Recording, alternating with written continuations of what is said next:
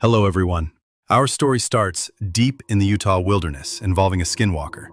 Do you think this actually happened? Leave a comment below. Let's begin. The old F-150 bounced along the gravel road, kicking up clouds of red dust as the sun dipped below the jagged peaks of central Utah. Pines lined the narrow road, their shadows stretching long and thin across the windshield.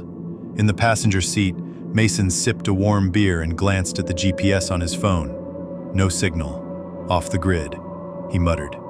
In the back seat, Tyler smirked. Exactly how it should be. Wes, behind the wheel, grinned. You girls better start adjusting. No cell service, no noise complaints, and no rules up here. They passed a rusted cattle gate, the only marker for miles, and turned onto a barely visible path, swallowed by thick underbrush. Wes's uncle had owned the land for decades, though the cabin hadn't been used in nearly 10 years. They found it nestled in a clearing, a lopsided single-story structure of gray logs and moss-covered shingles. The windows were clouded with dust, and the front steps sagged inward like a frown. Charming, Mason muttered. They unloaded their gear. The air smelled of pine needles and old rain. Distant crows echoed through the valley. Inside, the cabin was musty but intact. 2 small bedrooms, a central living area with a wood stove, and a stone fireplace blackened from past winters. The floor creaked under their boots. That night, they drank around a fire just outside the cabin. Mason threw another log onto the flames, sparks crackling upward. Guy at the gas station said this land's cursed, Tyler said casually. Wes raised a brow. Oh yeah? Said it used to be Navajo territory. Something about skinwalkers. Wes scoffed.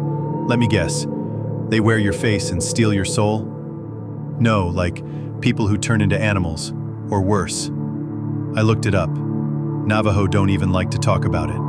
That kind of legend doesn't survive unless there's truth to it.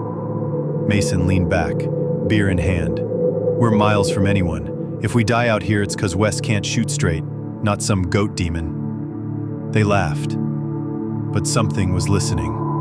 The next morning, they split up to scout. Wes took the eastern ridge, Mason the lowland creek, and Tyler the northwest tree line. The forest was unnaturally quiet. No chirping, no wind, not even the rustle of squirrels, just the rhythmic crunch of leaves under boots. Tyler moved cautiously, rifle over his shoulder. The further he hiked, the darker the woods became, trees standing tighter, taller, pressing in like walls. Around noon, he paused near a narrow game trail. That's when he heard it. Ty, come here. A voice, familiar. Wes? Wes? He called out. No answer. He turned toward the sound. A low branch snapped behind him. He spun. Nothing. Just trees. But he felt it. That predator's gaze locked on him from the shadows. He didn't run. Not yet. He just walked. Fast. Back toward camp. When he didn't return by sundown, Wes and Mason went looking. They found his backpack leaned carefully against a tree. No footprints. No blood. Just a single black feather resting on top. That night, it started. Wes lay on the couch with his boots still on. Mason was snoring in the back room. Then, tap, tap, tap. Soft knocks on the front door. He sat up, checked his watch. 3:12 a.m. Another knock, slightly louder. Then a voice. Let me in. It was Tyler's voice. Wes's stomach sank. He moved to the door, paused. Tyler? Silence. He cracked the door slightly, peering into the dark. Empty clearing. Then, footsteps, running. From behind the cabin, Wes slammed the door shut and bolted it. Mason appeared, groggy and pale. What the hell was that? Wes didn't answer. At dawn, they packed their gear and headed north. thinking maybe Tyler got lost and tried to find higher ground. Less than a mile from the cabin, in a quiet glade of aspen, they found him.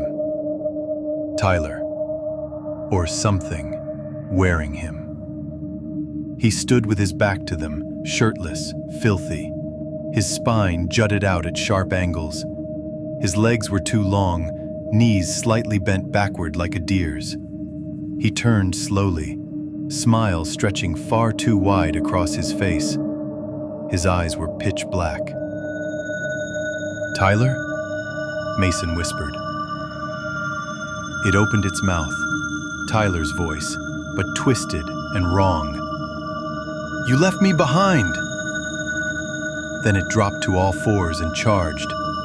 Wes fired twice, but the thing moved in bursts, unnatural, twitching speeds, and vanished into the trees, leaving only backward-facing claw prints. That night, Mason sat in silence, staring at the fireplace. "That wasn't him," he muttered. "It wore his voice, Wes. It wore his skin." Around midnight, Mason left to get air. He never came back. Wes barricaded the doors, every window nailed shut. He sat by the fire with his rifle, jumping at every creak in the floor. Then, from outside, "Hey buddy, open up, got lost." Mason's voice. He didn't move. Then Tyler's. "Come on, Wes, it's cold out here." Then his own voice. "Wes, let me in."